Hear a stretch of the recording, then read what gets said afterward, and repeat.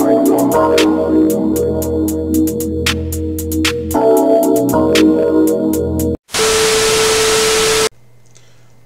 what is going on, everybody? It's your boy Mr. DDG94 here with another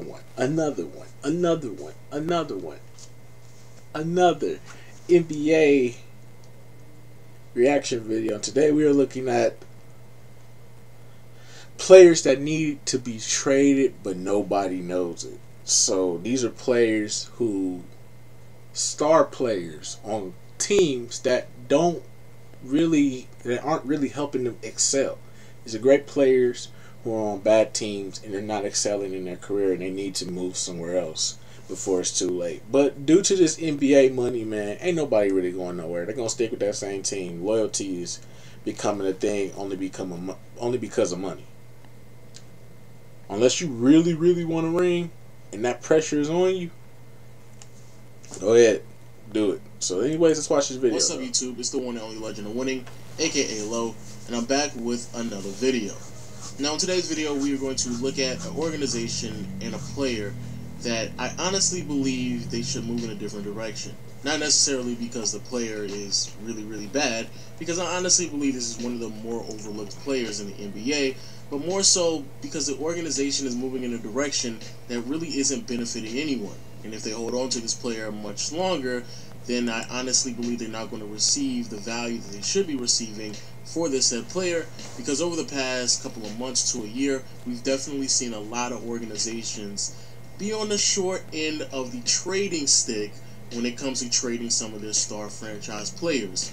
And I just don't want to see a small market team end up in a very unfortunate situation, especially because this organization has had a hard time building around this player so far throughout his career. In this organization I'm referring to is obviously the Charlotte Hornets, and the player that I'm referring to is Kemba Walker. But before we get into the reason why I believe that they should trade Kemba Walker, not even why they should, why they need to, first let's do a quick review and a wrap-up of who Kemba Walker is, because again I do believe he's one of the very few players in the NBA that has a talent that should be noticed, but a lot of people consistently overlook it. Back in the summer of 2011, the Charlotte Bobcats were still a fairly new organization and were looking for a franchise player. They were wandering around aimlessly, passing around players here and there, but no one really stuck. Unfortunately for them, they really hadn't landed that said player, but with the 9th pick in the 2011 draft class, I believe they thought they found terrible. that player. Michael Jordan is a terrible owner. Michael Jordan is not a good owner, bro. He's a great basketball player, but a terrible owner. They're gonna talent. The problem was, never forget, he did draft Kwame Brown overall. First, and nothing really came Michael Jordan is terrible. Trying to find where Kemba Walker fit in with the organization was also going to be a problem. Now, Kemba Walker in his rookie year really didn't have the greatest, and to be completely honest, for the first few years of his career, I definitely didn't see the direction with Kemba Walker. And honestly, I thought that they gave up on DJ Augustine a bit too soon. The first 4 years in Kemba Walker's career, he was consistently struggling from the field. Efficiency really wasn't part of his game whatsoever, and due to his size, he wasn't that great a defender either. However, everything really started to change around. Over the last 2 years, not including this year obviously, Kemba Walker has become much more efficiently, shooting consistently over 45% from the field, and behind the arc he has been remarkable, one of the best three-point shooters in the league, especially at the point guard position. Also, when it comes to his scoring output, he has consistently kept it above 20 points per game, and last year he was finally selected to his first All-Star appearance, so it definitely seemed as if the organization and Kemba Walker were moving in the right direction. However, everything really didn't pan out for the organization. They lost a couple of pieces along the way, such as Jeremy Lin. Nick Batum suffered an injury before the season even began. And yes, the Dwight Howard numbers individually, they do seem fine, especially for the minutes that he's playing. There's been a lot of people in multiple organizations after Dwight Howard left, claiming that Dwight Howard really isn't the greatest teammate and doesn't really aid the process of winning. Now, I'm not blaming Dwight, nor am I blaming any other player on this organization, especially Kemba Walker, over the past 6 or 7 years, because it's been extremely obvious that the organization has been incompetent. But also, I will be completely realistic. Kemba Walker is not that type of player where he's going to be able to shoulder the load completely and carry a franchise to the playoffs consistently. But still, for someone who is a 6'1" point guard, especially in today's NBA, where point guards seem to be a huge focal point on every single team, especially when it comes to their offense, Kemba Walker being a 20-point scorer, consistent from the field and from behind the arc, giving you around 5 to 6 assists on a team that really doesn't have that many offensive threats, and not really huge on the turnovers. Kemba Walker is a very, very valuable player in today's league. Now, why exactly do they need to trade him? One, they are underperforming yet again. This organization, after adding Dwight Howard through the offseason, they still find themselves towards the bottom of the Eastern Conference. And when you find yourself at the bottom of the Eastern Conference, yet again, you start to ask yourself, when is it time to hit that restart button? And the reason why you would ask yourself that is because of the second reason. Kemba Walker only has one more season after this year left on his contract. And looking at the rest of the organizations and the teams in the NBA, there's a lot more lucrative situations that Kemba Walker could possibly be in rather than the Charlotte Hornets. So let's go ahead and get into this. Now, it's very obvious that the San Antonio Spurs are going through a transitional phase. Not too long ago, Tim Duncan decided to hang him up and hit retirement. And when that was going to come around, I think a lot of people were expecting players such as Manu Ginobili and Tony Parker to follow suit. And also, there's been a lot of hinting from Greg Popovich that he's looking at that direction as well. And so with that in the near future, I think a lot of people are expecting the organization to revamp or at least look forward to bringing some new talent to the roster to aid Kawhi Leonard in the process of winning. So obviously LaMarcus Aldridge is on the team, but that's really it. But it's extremely obvious at that point guard position they are lacking pretty desperately. I understand that Tony Parker, he's a Hall of Famer, great player, but at this stage of his career, no one should be expecting or anticipating his return to be a starter on their organization. And so, bringing in Kemba Walker, highly efficient, extremely quick, especially in the half-court setting, and a player who could potentially play at an all-star level, or at least is a player that I believe would be willing to sacrifice some of his numbers to better fit the organization. I think it's an ideal fit for the team. Unfortunately for the organization, very similar to what we saw during the offseason with Kyrie Irving, they really don't have any assets to give up to receive a player of that status. And so even though, yes, I do believe it'll be a great fit for Kemba Walker and the San Antonio Spurs, we have to be realistic. The Charlotte Hornets are probably looking at Kemba Walker as a franchise player, especially since he is, in my opinion, the best player they have in their team over the last 5 years now. And so they are probably going to look for a little bit more than just a Kyle Anderson and a late first-round pick. The second team I believe should go after Kemba Walker is the Denver Nuggets. The Denver Nuggets, to a lot of people's expectations, have done completely fine. Offensively, they have been fuck out this damn team. Season. On the defensive end, that's a whole nother subject. But again, offensively, they have been fine. The only problem with this team, and I do believe a lot of people would at least admit this, is that their backcourt is a little bit suspect. Sure, Jamal Murray and Gary Harris, they are two young players that are very talented and have a bright future. But if you could possibly upgrade at one of those positions, especially Jamal Murray, I don't understand why you wouldn't pull the trigger. Now, Jamal Murray so far this season, he's only 2 years into his career, so we're going to give him some slack, but he hasn't been the most efficient from behind the arc, and who knows how long it's going to take for him to develop a consistent shot. Also keep in mind that Jamal Murray, Jokic, and Paul Millsap are all out as of right now, so trading one of those players may be a little bit harder, but also in the bigger picture, I don't necessarily know how many games they're going to be able to keep up with those three players out, especially with Paul Millsap, as the torn ligament in his left wrist will keep him out for 3 months. So it will be interesting to see what's going to happen with a team that's just a couple of games above 500. So again, having an upgrade in the backcourt is something that I definitely believe the Denver Nuggets should be looking at. Even if that means trading away Jamal Murray and throwing in a Kenneth Faried just to make sure the contracts balance out. I do believe that's a necessary evil to make sure Kenneth Faried should have been out the league, bro. And finally, we have no improvement. Now, I know a lot of people are going to be back and forth with this, but it's cool. This is the channel that we can have a conversation with. Now, I'm not saying that Reggie Jackson is a bad point guard, and actually so far this season, Reggie Jackson is doing really, really good. His shooting splits are amazing. Over the past 10 to 15 games, if I'm not mistaken, he's been shooting around 50-40-90, or at least 50-40 high 80s from the free throw line. And for the most part, he's been doing what everyone needs him to do.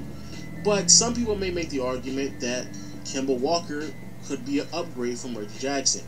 And with the Detroit Pistons struggling over the past 5 games, going on a 5-game losing streak, and they are losing some footing in the Eastern Conference playoffs, there's a possibility if this continues to progress we could see some shakeup and changes with the organization. Now, obviously, Andre Drummond, he's not going anywhere. Tobias Harris is having his best season as a pro. And then a couple of other players are also progressing as well. The only player that I could honestly see plateau is Reggie Jackson. And if they need a little bit more offensive power at that point guard position, which I definitely believe will aid them as well, I honestly believe an upgrade at that position with Kemba Walker is necessary. But at the end of the day, the Charlotte Hornets, that's really the biggest focal point. Kemba Walker has done whatever he can do to aid the process of building this franchise up. But due to poor management, especially when it comes to drafting some young players to the team, the Charlotte Hornets / Bobcats have consistently dropped the ball so far in Kemba Walker's career. And if you're the Charlotte Hornets, you honestly have to ask yourself, with only one full season left after this year on Kemba Walker's contract, what exactly are you going to do? After looking at what the Sacramento Kings received for DeMarcus Cousins, the Indiana Pacers received for Paul George, which ended up being a pretty good trade for the Indiana Pacers, so I don't know if that's the greatest example. Yeah. But if you look at the Chicago Bulls, what they received for Jimmy Butler, and the Phoenix Suns, what they received for Eric Bledsoe, I don't honestly believe that Kemba Walker is... That really wasn't a bad trade for Bledsoe, any of those if you really players, think about it. maybe closest to Eric Bledsoe. Raymond Monroe is not as so bad you have as to people ask make him out yourself, to what be. exactly are you expecting to receive from a player, and are you willing to just lose everything if Kemba Walker decides to walk in 2 more years? But with that being said, people, please let me know what you think. I will see you on next video. Peace. I mean, if it was up to me,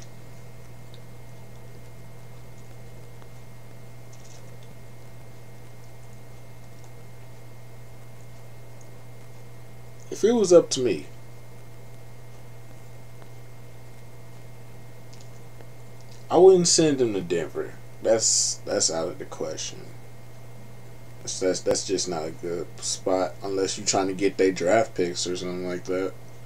Like if any team I'm trying to get Kemba Walker on,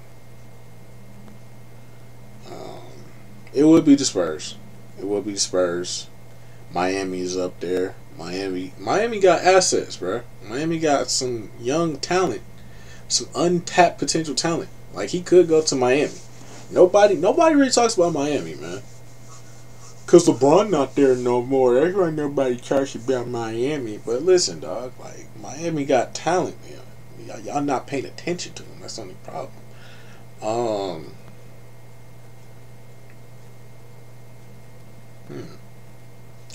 This is really hard because there's a lot of point guards in the league. But if anything, you could give up Dragic for Kemba Walker. That wouldn't be a bad trade. You give up Dragic, you probably might have to give up Winslow. Probably.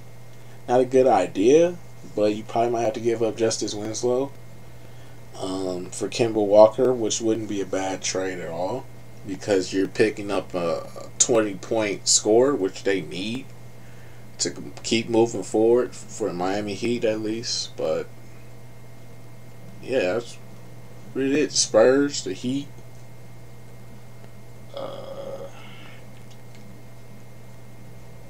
The Clippers. Clippers is moving. Clippers is in the verge of moving assets. The only problem is, I mean, Clippers got pieces that you can move. It's just, is Doc Rivers willing to give up his son? He wouldn't give him up for Carmelo Anthony. Will he give him up for Kemba Walker? Who knows? Shit. I mean, man, it is what it is, man. I understand what he's talking about with Kemba Walker. Kemba Walker is, he is pretty much one of them guys that, oh, shit, I'm tired. Kemba Walker is one of those guys that his talents are being wasted on a terrible organization known as the Charlotte Hornets or Charlotte Bobcats. Charlotte Bobcats, they have not done a good job in the draft. Kemba Walker is really their only best draft pick. I mean, for a while it looked like Okafor, what was his name again? Okafor, the dark skinned dude that Kobe dunked on. in the playoffs one year. I forgot his last name. I mean his first name. Is it? I forgot his first name. Cause that nigga it's been so long since we seen that nigga. Like, he was supposed to be drafted over Dwight Howard, and Dwight Howard got drafted over him, which wasn't a bad move because looking at their careers, Dwight Howard, Yeah, that's hard. That's tough. That's hard. Indiana has pieces as well. Pieces that I wouldn't, if I was Indiana, I wouldn't give up. But I mean, for Kemba Walker, shit, you put him in the backcourt with Victor Oladipo, who knows where that could go? I would love to see that. Victor Oladipo and Kemba Walker, that's a deadly backcourt, man. But anyways, though, man, tell me what y'all think down in the comment section below. I get back to you. I gave y'all my opinion. Y'all tell me y'all opinion. I really do not. I don't understand why people keep trying to bring up the goddamn Denver Nuggets. The Denver Nuggets have no trade value whatsoever. They got young pieces, yeah, but they aren't really developing into anything yet. We don't know what they're gonna be. So it's what it is. But anyways, though, man, tell me what y'all think down in the comment section below. I get back to you till then. P out.